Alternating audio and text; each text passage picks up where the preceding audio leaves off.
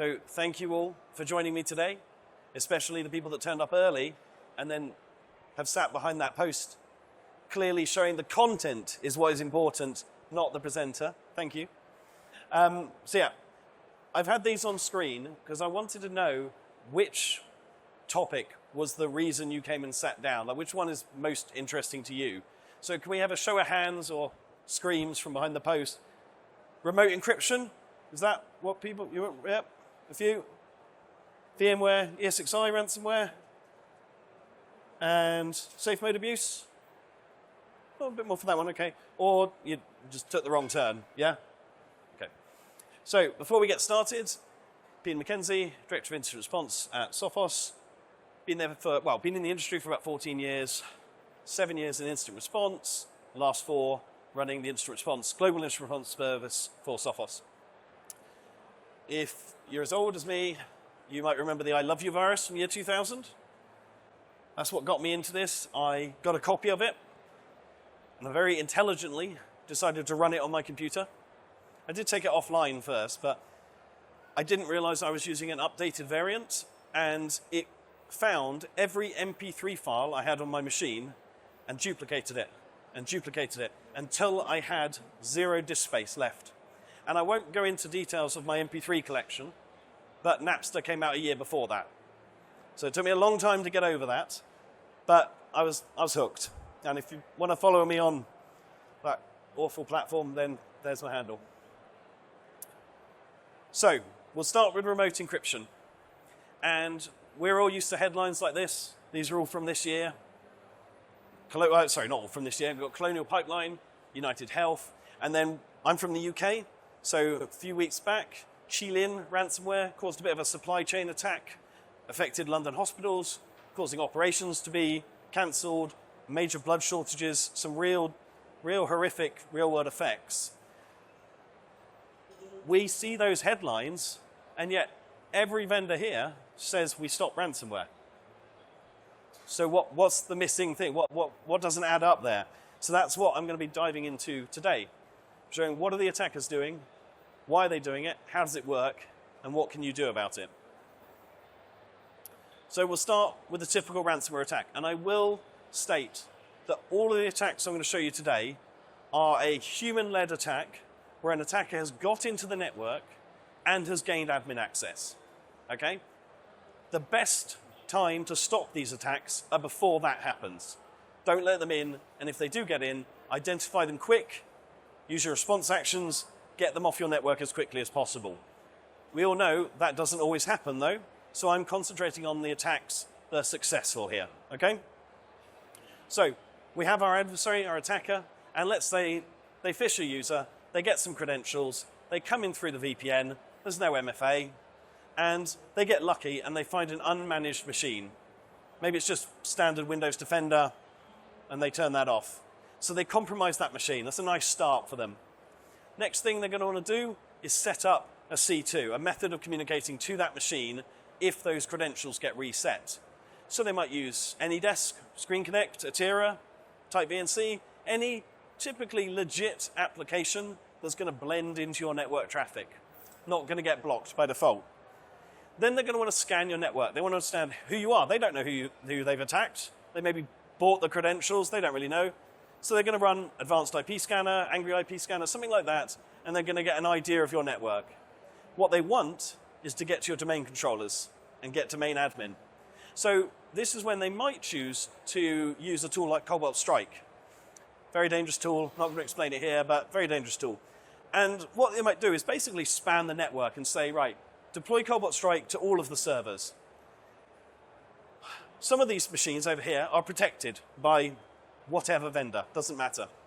And that stops Cobalt Strike on those machines. The attacker doesn't know what happened, it just didn't work. But they found one machine started reporting back to them. That was another unmanaged machine. I've been in incident response a long time now. I've never met a victim that had all of their machines protected. It's never happened. If your admins are telling you all your machines are protected, they are wrong. I can guarantee you they are wrong. Ask them how they're verifying that. So the attacker finds this unmanaged server, and They may dump LSAS, they may use Mimikatz, but ultimately they're going to get domain admin privileges if no one stops them. It's actually not that hard once you've already got local admin. Then they're going to start looking around the network. And most ransomware groups, before they do the encryption, they're going to be looking to exfiltrate your data. So they're going to find a file server, and they're going to look for folders like accounting, employees, and they're going to go open up a few files and go, yeah, this looks pretty sensitive, zip up the whole drive, and then upload it to a cloud storage provider like Mega, maybe using a tool like rclone, which helps make it easy for them. Or they may use an SFTP. There's lots of different ways. It's copying files from A to B. It's not that hard, unfortunately. So they take your data. Oh, sorry, I missed a step. They're also going to have their C2 there. But they're going to take your data. It may be a number of gig, maybe terabytes. It really does vary. Now they're thinking, how am I going to actually deploy the ransomware? Most ransomware doesn't spread like a virus. It is deployed like an application. Most common tool they'll use, psexec. Please don't authorize it. So they might use psexec, they might use a GPO, they might use PowerShell. They're copying their ransomware to all of your machines or all of your servers or whichever ones they're interested in. And on the protected machines, it's going to get blocked. The executable is going to get dropped onto disk, and your security vendor is most likely going to detect it and remove it. Or it might get running, and their behavioral monitoring or whatever else is going to kick in, and it's going to catch it in memory. The unprotected machines, of course, they get encrypted. Lots of ransom notes, lots of encrypted files. And in many attacks, that can be enough. Depending on how many unmanaged machines you had, that could be enough to warrant paying a ransom. Not that I'm recommending that. But what happens next? Because that's not the end of the attack. The machines there at the bottom, they've had the ransomware dropped onto those machines and run locally on those machines. And they've encrypted the files locally. Pretty much every ransomware for the last 10, 15 years then looks for mapped drives or removable media, whatever it is. Back many years ago, we used to tell people, oh yeah, it's not, they're going to go after your holiday photos, they're going to go after your USB sticks, but ultimately they're going to look for mapped drives. This is nothing new. So what happens is they keep encrypting. They've not finished. The ransomware is still running. This machine has a mapped drive to that server, so it can see thousands of files on that server. This server has a mapped drive to that server. And this endpoint has its C drive exposed. But they're all protected. So what naturally happens, as you should expect, is the attack is stopped. No. They are all encrypted. All of those shares get encrypted. Because the protection you are using, and I can say this almost exclusively, there's only a few vendors out there that have the similar technology that we do, and we're the only ones that have actually got it on by default. They're only looking at what's running on those machines. You might have a bit of network inspection, things like that, but ultimately, you're looking at the files written to disk, you're using AI and whatever buzzwords, and you're scanning memory, and you're doing all of this behavior analysis, and you're looking for known bad and suspicious, and you're looking for the ransomware that's running on that machine, be it in memory or on disk or whatever. But that's not enough.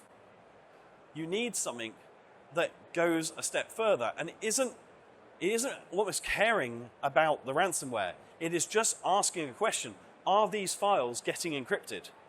So the way our technology works is it's looking at your files on disk, and anytime anything is about to edit them, we take what we call just-in-time backups of the chunks that are about to be edited. We keep them in memory. We wait until they've finished being edited, and then using mathematical algorithms, we look at those chunks and go, are they now encrypted? Yes, no. And there's a bit more to it that I can't go into, but basically we make a determination: have these files been encrypted? Not what did it, or how is it happening, just have these files become encrypted?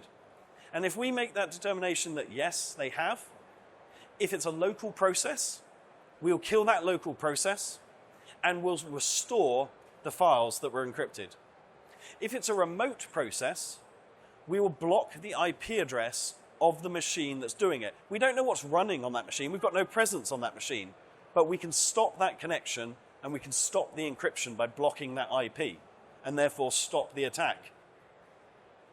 So let's watch this in action. So here we have Windows machine. We've got a whole bunch of documents in a folder called Data 1. It's about 1,000 documents in there, about 700 meg. They're real documents. And then if you see, we've also got Data 2 on a second server and Data 3 on a third server. Each one of these map drives have copies of the same documents in them. So they've all got the same copies of 1,000 documents, roughly 700 meg.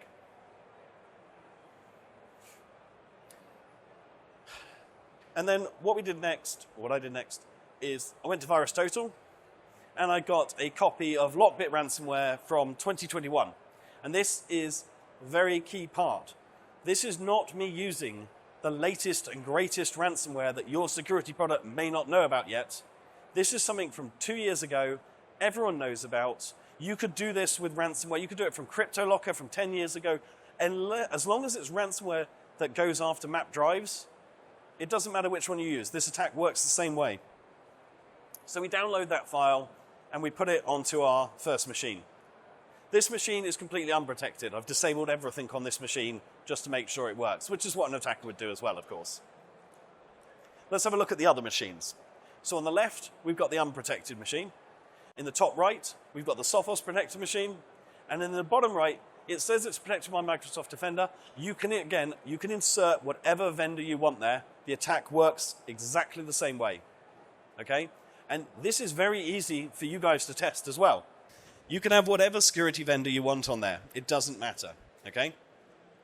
So, we're now going to run the executable. You can see it on the left there. Very quickly, it starts up in the task manager, and you see the files on the left getting encrypted. They all change to the lockbit icon. You can see their file type, lockbit. They've been encrypted. What happens next? The other two machines. It's found those map drives. It started encrypting. It started encrypting the Sophos machine. The Microsoft machine, it keeps on encrypting. But if you look at the Sophos machine, the files have stopped getting encrypted. We've intercepted. We've seen the files are getting encrypted, and we've said, enough of that. We don't know what's doing it. I hate this microphone. But it's rolling them back. We've intercepted the attack, we've blocked the IP, and we're recovering from those just-in-time backups. We have prevented the attack from a machine that we have no control over. You see the difference on the left-hand machine where the ransomware actually run. It gets the desktop, it gets the ransom note, it gets the lockbit icon on the files. The Microsoft machine down on the right, it doesn't get that, but it doesn't get the lockbit icon, but you can see the files have become encrypted. Sophos machine is essentially unaffected. As I said, this works for any ransomware. This is unbelievably easy to test, and it's incredible that more people aren't talking about this, to be honest. And why am I talking about it? Trying to talk about it today? Because the attackers know this. And over the last few years, we've seen more and more commands like this, where the different groups are specifically choosing to encrypt files remotely. You can see the commands they're running are saying, encrypt these remote paths. In fact, Chilean ransomware, the one at the bottom there, been told is how it's pronounced. You don't even have to specify the paths. You just provide the IP addresses, and it will identify anything that's accessible on those IPs. They don't need to deploy the ransomware anymore. All they need is one unprotected machine, and they can run the entire attack from there. It will be slower, but not slow enough to make a difference. Right, we'll move on. ES6i ransomware. More headlines. All of these ones are from this year. Different groups doing different things. The last one there is actually a vulnerability that Microsoft discovered just last week. Yeah, do you want to? Just last week. It's a very much face palm kind of vulnerability that we'll cover later. You have your virtual machines. That's your business. That's where everything's installed. That's where everything's working. That's where most users and servers live, and they don't really understand the rest of it. Then you might have the ESXi host servers that are running all those virtual machines. And you have a thing called vSphere, which is how you manage them. And if you're a big enough business, you might have multiple ESI hosts and multiple vSpheres. And then each one of these will typically have a data store. This is where the files that are your virtual machines all reside. And then you might also have a vCenter server to help manage all of that. There's a lot of different ways of doing this. Some is virtual, some is physical, but that's a very brief overview of what your system might look like if you're using ESXi. And how do you access the ESXi? Well, you might use the vSphere client and log in with that. You might use the web portal. You might use PuTTY over SSH. Or you might use an FTP client like WinSCP. That's quite a common one to use, and we'll be showing that one in a bit. Or you might use the vulnerability Microsoft discovered, where if your ESXi is connected to your domain, all you have to do is create a group called ESX admins, add a user to it, and they have full admin access by default.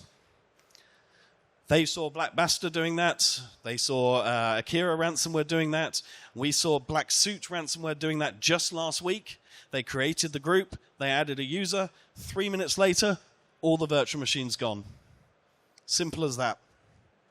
Please read that article and follow the steps, because that's just unbelievably bad. So let's watch this attack. So on the left, I've got my Linux box, my attacker's box, and then on the right, I've got my Windows server. Now, the attacker, admittedly, has got quite lucky here. We've made it a little bit easy for them, but it's also relatively realistic. So they can see PuTTY in the top left, so they can probably assume SSH is already enabled. They've got WinSCP as well, so they can assume that's being used. And then the files there, client.py, and then there is server.py on the attacker machine. That's our C2 tool. That's how they're going to communicate. When we run that later, you'll see errors saying it's timed out. It hasn't timed out. That's what you get when your C2 tool was written by ChatGPT. But it works. So then we've got Red Alert ransomware. That's the ransomware we're using here. No particular reason for that one other than you can specify which machines you want to encrypt. So just made it easier for us. And then there's a thing called WinSCP password, which we'll cover later. But first, they're going to go and open WinSCP. And as I said, the admins made it rather easy for them here. They can see, oh, there's the IP address of ESXi. Thank you. There's the username. That's made my job a little easier. I don't know the password yet, but I can log in. So I'm connected. I can see the files. Now I'm going to want to get my files to the machine. Well, that's simple. Copy over client.py and Red Alert. Start getting ready for my attack. But I do want that password.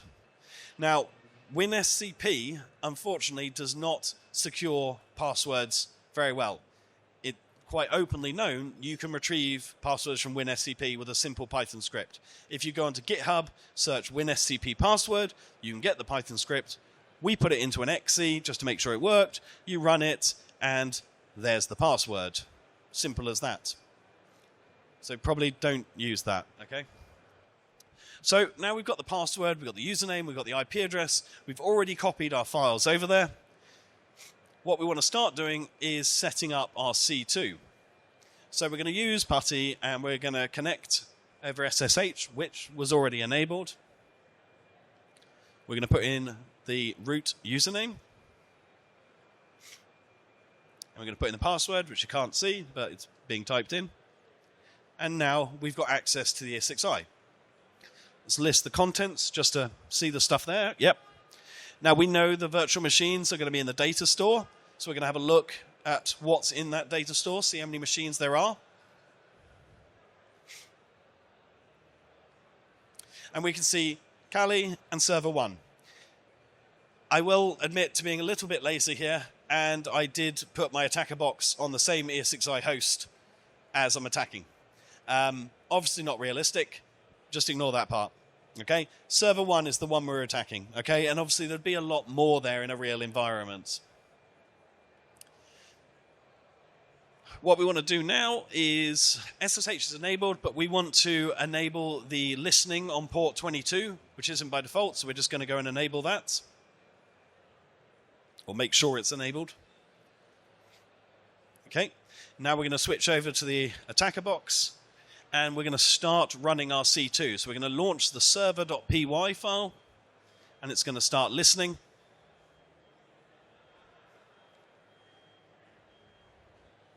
There, it's ready for the connection. We're going to go back to the Windows machine, back through PuTTY, and we're now going to launch the client.py file to set up that connection.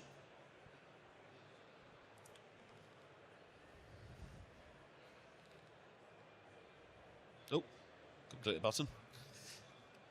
It's now connected. Now, obviously, I'm already got pretty good access. I could do a lot of damage as it is right now. But we're trying to replicate a real attack where they're taking down the entire business. So they want to shut down that Windows machine to encrypt it. So we need this connection to be working even after we shut down PuTTY, which we just did. And as you can see, even though PuTTY has been shut down, we still have access to the ESXi. We can see server 1 is running. We can get its unique world ID. And what we want to do now is we want to kill that machine. Now, most ransomware, it would actually just shut down any ESXi that's running. It would do it all for you. You wouldn't have to do this step. We're just showing you that we are specifically killing that Windows server, and we will still have our connection. There's the response timed out. It did work, I promise. Now we want to give permissions to the Red Alert ransomware to make sure it will run. But before we do that, let's go and have a look at vSphere and see what does it look like from an admin's point of view. So there's our two machines. You can see the Kali box is still running. The server 1 has now stopped. It doesn't have the little green triangle. Let's go and have a look at the data store and have a look at the files that are your virtual machine. This could be your file server, could be your backup server, could be whatever. There's all the files, the VMDKs and all the other related files that make up that virtual machine. That's what's going to be targeted. Right. Let's run some ransomware. So, simple command. We're just going to launch Red Alert, but we're going to give it the path of that specific server 1, because, as I said, we don't want to encrypt the box I'm running this on, basically.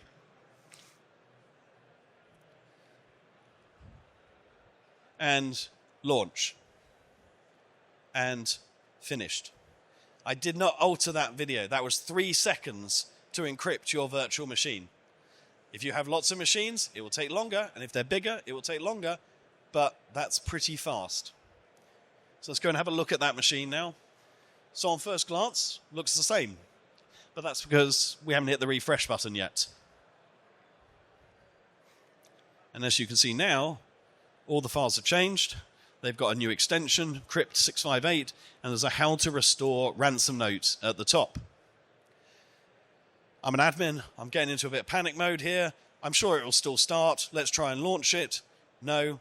Failed to power on virtual machine server 1. File couldn't be found, basically. Now, in fairness, it's saying it can't find the file. Well, that's because the file names have changed. So what you might do, pleading for it to work, is you might go and rename all the files back to their originals just in case, which I did, and it gave you this error instead. Unable to enumerate the disk. Yeah, it's encrypted. Let's go back and have a look at the data store again. Let's have a look at that ransom note.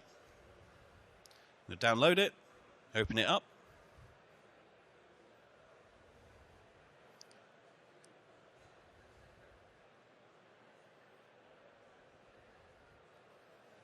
And there's our ransom note. Hello, redacted. Your network was penterated. I have left the spelling errors in. Yeah, so you're now in full panic mode because your business is down at the moment. All your machines are gone. If your backup servers were virtual machines, they're gone as well. If your SIM logging server was one of them, it's gone too. If your instant response plan was stored on one of them, that's gone too. So, very easy to see the panic start to set in here.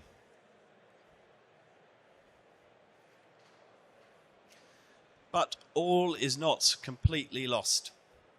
It mostly is, but... So, first of all, just talk about recommendations. You can't put security software on ES6i. They don't allow it, at least not yet. So it's up to you to make it hard for the attacker to find them, and then hard to do things once they do find them. So we've just this week published our recommendations on how to secure ES6i. There's a lot of advice out there. It's a lot of really good advice. We've tried to go a little bit further in our article and not just give a list of recommendations. We've told you why we recommend them, what attackers are doing. We've given you the step-by-step instructions on how to enable them. We've even given you interim options that you might be able to do if you can't do the full setting just yet. So, the controversial one, do you join your ES6i to the domain or not? I think most people in IR would say don't, but it varies. Yeah, deactivate SSH when you're not in use, and yeah, make sure you've got logging and make sure it's not stored on something that then gets encrypted. But let's look at red alert ransomware a little bit more. Most victims we speak to, they say, my files have been encrypted, everything's gone, I can't do anything, which is true, other than the files aren't entirely encrypted. Most ransomware will only encrypt small segments or sections of the files for speed. They don't need to encrypt the full file to make it that you can't use it. So with red alert, and it varies with every group, of course, but with red alert, if you have a 10 meg file, it will encrypt the first 2.5 meg and the last 2.5 meg. So work with me here a little bit on the graphic, okay? That's roughly what your file might end up looking like, okay? There's still a lot of unencrypted data in there, but if this is a Word document or an XC, it's gone. You're not going to do anything with it. What if it's a file over 100 meg? On a 200 meg file, for example, they would still encrypt the first and last 2.5 meg, but then 2.5 meg at every 10% mark for the total file size. So a 200 meg file looks something like that. Now again, if it's a normal file, you've lost that file, you're not getting it back. But we're talking about an encrypted virtual machine here. All those unencrypted sections, those are thousands of files that are perfectly fine if you can retrieve them. We get very excited companies that we're working with when we tell them this. They think, wow, you can retrieve my data. This is not a backup method. Please don't think of this as a backup method. This is not reliable, and we do not advertise this as a way to recover from an attack. We advertise it as a way to extract forensic information from the machines so you can get an idea of what the attacker was doing prior to encryption. Sometimes. It is not guaranteed. But what we've been doing, so earlier this year we published an article listing 6 different tools that have been allowing us to recover data. We just updated it this week with another one. The one at the top there, DMDE, it's probably our go-to tool now. We don't make it, not affiliated. It's a free tool. I think there's some paid features, but it's a great little tool. And it allows you and the other ones different ways to recover data from encrypted VMDKs. Again, sometimes. So in this example of the attack I just did, my encrypted machine ended up being 42.9 gigabytes in size, of which 0.07% was actually encrypted. That's it. Your business might be gone because of 0.07% encrypted.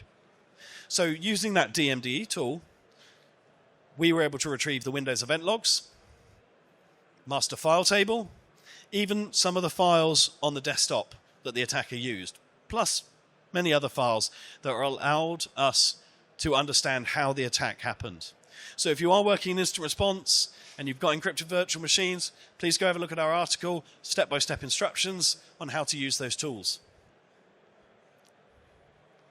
Right, moving on to Windows Safe Mode abuse, and I have no idea how I'm doing for time, but I don't care.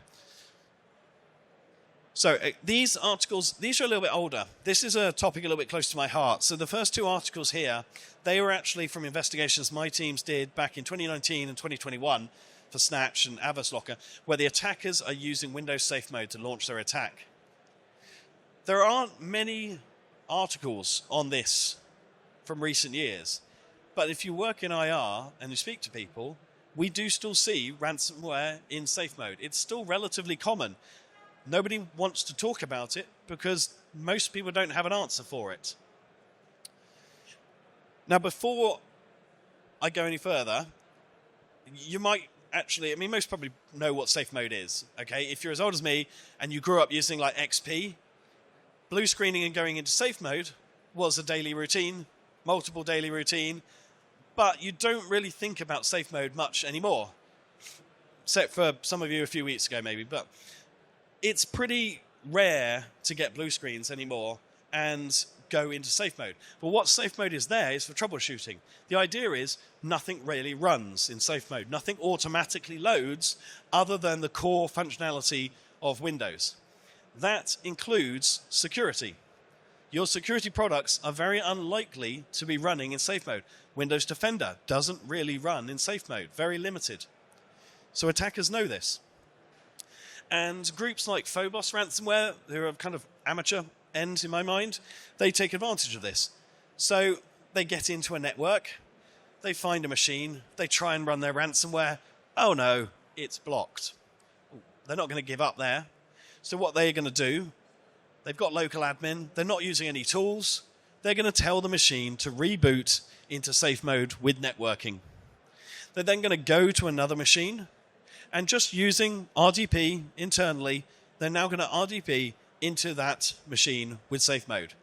And what advanced tool are they going to use to remove your security? The delete button. They're just going to go to program files, they're going to find what you're using, and they're going to delete it. It's as simple as that. There's no tamper protection, there's no security. Your security is now gone. They reboot into normal Windows, they log back in, they can now compromise the machine, and they can run their ransomware and encrypt you. They may now go and do that to another machine and another machine, one at a time, manually. It's not very scalable, but there are groups that have found ways to make it scalable. And we're going to look at one from Royal Ransomware, very dangerous group. So to start with, this is a machine, it's protected. Again, it doesn't matter what you're protecting it with, other than Sophos, spoiler alert. But there's our documents, and it's protected, it's working, and we've got some of the files the attacker put on the machine. So before I show you what those files are, the way this attack worked is the attackers, they got into the domain controller, and they created a GPO, group policy object, that said, anytime a user logs into the network, download these 4 files from that domain controller and copy them to my C Windows directory. We put them in a Royal folder here just to make them easier to see, but they put them in the Windows directory. Once you've got those files, create a scheduled task that will launch at 10 a.m. that morning to run file1.bat. They push that GPO at around 6 a.m. on a Monday morning, and within the next 2-3 hours, somewhere between 5,000 and 8,000 machines received these files. And then at 10 a.m., file1.bat got launched. And what we see here, I don't know if you can read it, but I'll explain. The first thing this script does, it says, the next time you reboot, launch file2.bat. That's what it wants you to do. Then it set up a new user called admin back, gave it a password, and made it a local administrator. Then it used the BCD edit tool, which is a tool you can use to put a machine in safe mode, and said, the next time you reboot, reboot into safe mode. It then changed some registry keys to remove the legal notice. If you know what that is, when you log in, you might get a message, you have to click a button to get through it. They didn't want that getting in the way, so they removed that. And they set up the machine to automatically log in once with the new account that they had just created. So now they've set up the machine to reboot into safe mode, log in automatically with a local admin, and run file2.bat. They now tell the machine to restart, and they delete file1.bat. So now you can imagine the machine's rebooting, and it's starting up in safe mode, and file2.bat is getting launched. So let's have a look at this one. First, they enable extensions. That's just to give them a bit more abilities that they didn't have in safe mode. They then start reversing what the first file did. So they say, next time you reboot, normal Windows again. We only needed this once. Also, don't need file2.bat to be run again. So they get rid of that. Then they use 7.exe, which is the legitimate 7-zip application, and they tell it to extract the contents of cyber.7zip using password 1234 into the Windows directory. In that archive, you've got cyber.exe. These are the names they used, by the way. That is the ransomware. If we had extracted that while in normal Windows mode, any vendor would have found that file, detected it, and removed it. No problem. But because it was in a password-protected zip, they couldn't see it. And the attacker knows this. So now they're in safe mode. They can extract it safely because there's no one scanning. They then delete 7-zip and the archive, and then the attack starts. So cyber.exe is launched, a unique ID for the victim is used, and then a loop is created that says, every 10 seconds, check if the ransomware is still running. If it is, wait another 10 seconds. If it isn't, that means the attack is finished. So we can delete cyber.exe, and we can now restart into normal Windows again. At which point, you see all the chaos. So let's do it. So, as I said, this is a protected machine. File1.bat. Here we go. It's rebooting. I've sped this part up a little bit. It still takes ages to boot a machine. You're going to see it's going to start logging in. There's admin back, automatically logging in. We're in safe mode. It looks a bit different. You see command prompt launched because it's running file2.bat. There's already a README note there. The ransom note is already there. Files are encrypting. This ran for about a minute before it stopped. And it finished its attack and rebooted. We'll skip that, but it did its attack. And then it automatically rebooted you back to normal Windows. It's not going to automatically log me in this time. It was only set to do that once. I actually logged in with the attacker account here, forgetting that I wouldn't know that password, but just ignore that bit. We can see README notes on the desktop. There's your ransom note with correct spelling, actually, from this group. And then let's go and have a look at the files in our data folder, see if they got encrypted as well. Yes, Royal Ransomware encrypted all of those files. You didn't get an alert. Nothing stopped it. The user's logged in. There's a username on the login screen they don't recognize, but they log in. They bypassed your security entirely. So let's see what else, how else it could look like. So in Sophos, we have released this year 2 different safe mode protections. The first one is about stopping the attacker from maliciously putting a machine into safe mode. I've just launched the attack here, and you can see there's this detection coming up. You probably can't read that, but it says a detection for BCD edits. That's the tool that the attacker used to put the machine into safe mode. We have intercepted that command, and we've said, you're not doing that. Now, we haven't stopped the batch script. We haven't stopped anything else here. We've just stopped that command. So this machine is still going to reboot, but it's going to reboot into normal mode. It's going to run file2.bat. It's going to extract the file. It's going to get detected, and nothing happens. So I've skipped that bit. We're now going to do it again, but we've turned off that first layer of protection. We've turned off the ability to prevent them going into safe mode. What we're doing now is showing that our protection actually does run in safe mode. Our file scanning, our machine learning, our CryptoGuard technology, which is the ransomware protection I showed earlier for remote encryption, our behavioral analysis, almost all of our protection now can be enabled in safe mode. It isn't by default, so you do need to turn that one on. The first layer, that is enabled by default. But if you want this extra one and you're already using us, you need to go and enable it. It's pretty simple. Let's launch this attack again. So this time, it is going to reboot into safe mode. You're going to see the same thing.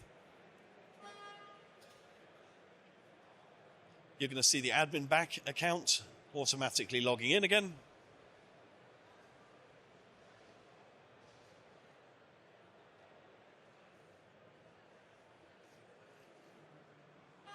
We're in safe mode. Now, this is different this time, because essentially nothing happens now. Command prompt did launch. File2.bat did launch. The archive was extracted, or the ransomware was extracted from the archive. We detected it. We removed it. You don't get any pop-ups, unfortunately, to see that happening. The machine now just sits here, because we stopped the script. We stopped the attack. The machine isn't actually got the instruction to go into that loop and to reboot. So it just sits here. So I'm going to reboot it myself, and we're going to go back into normal Windows mode and see what it looks like now.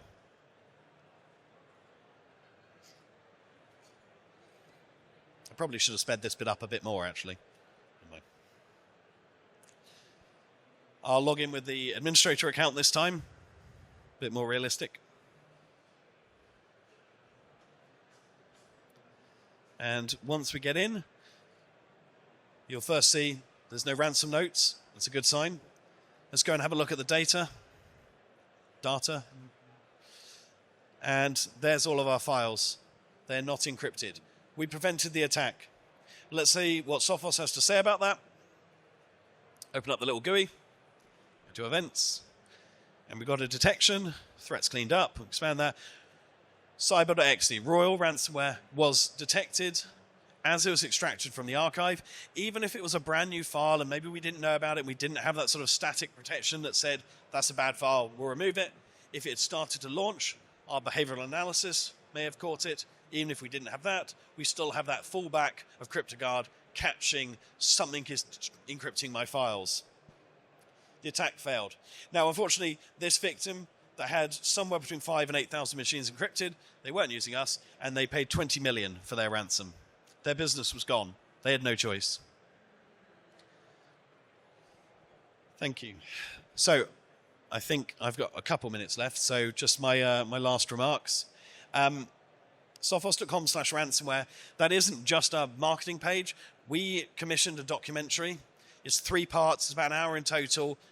I'm a bit biased because I'm in it, but it's a really good documentary. It's got law enforcement, it's got US government, got people talking about how the attacks work, how they track down the criminals, how the cryptocurrency works. Very worth watching that documentary. If you don't want to do anything I've said today, and you're just like, it won't happen to me, sophos.com/IR, that's where you come for me to tell you I told you so later, okay? And my key takeaways, number 1, technology alone will only get you so far. Antivirus software, been around a long time, is really good at catching malware and viruses. We're talking about human attackers here. You need a few more things for that. And the way I kind of categorize it is there's 3 basic areas. You need the prevention. You need the tools that will catch what they're doing, or as much as possible. You need to slow them down as best you can. You need to know when they're breaching your security. Like a CCTV camera isn't going to stop an attack. It's going to give you the evidence of what happened afterwards. If you have an alarm that says someone's just smashed your window, if no one's listening for that alarm, no one's doing anything, the monitoring you have in place that lets you know you're under attack, that doesn't help by itself either. You need prevention, monitoring, and response. You need to be able to respond in real time to an attack. You need that security guard there to go and chase off the attacker. I like this way of phrasing it. Don't let best get in the way of better. There is so much advice out there. It is overwhelming. Our ES6i recommendations article is one of many out there. Don't let that get in the way of you doing one thing today. Find one bit of progress you can make to improve your security. Go down, shut SSH down or something like that. Just get started. And then, know your enemy, know yourself. Understand your strengths and weaknesses. Understand what your tools can do, what they can't do. Test your products. Speak to your vendors. And simple things like, if you run a SOC and you're 9 to 5, Monday to Friday, I can pretty much guarantee that's not when the ransomware attack is going to happen. So build out your IR plans. How do you deal with these things when they attack in a way that you can't defend against? Thank you very much. I apologize for all the microphone issues.